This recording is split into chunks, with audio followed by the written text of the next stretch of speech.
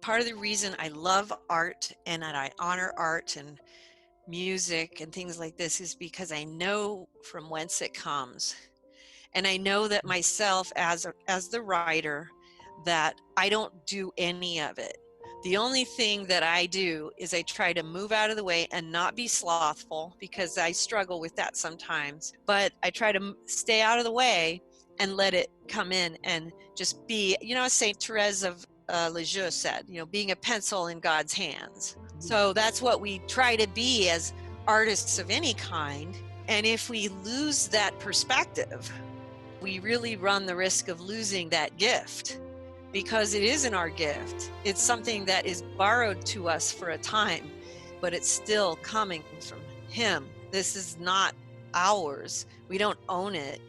It's something that's been gifted to use as well as we possibly can to embody His glory.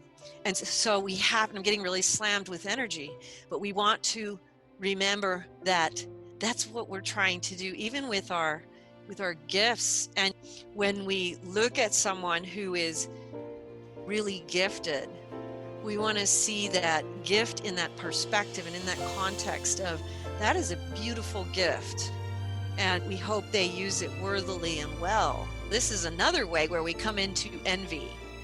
I talk to a lot of my spiritual counseling clients about envy, because they talk about, well, I wish I could be more like this or more like this. And it's like, but how would that in any way enhance who God has made you to be?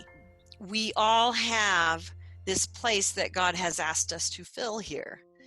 And so we can look and honor and be astounded by the beauty of another's gifts, and we can appreciate it. We have absolutely no reason to envy it, because there's no way that God could embody all those gifts in one person. He has to give each of us something that we must do, our little corner that we will fulfill. And so when we can recognize that, it's exciting to see other people who are fulfilling these aspects of things that we cannot do. And that's really neat, because we get to appreciate and see it and hear it and read it, feel it. This is how we create the body of mankind. You even look at the body of work that we see in the ancient sacred texts. And that's the body of work of the prophets, saints, mystics, and sages from throughout the world, from throughout all ages. Not one of those prophets could have done that, but all of them combined created this huge body of revelation from God.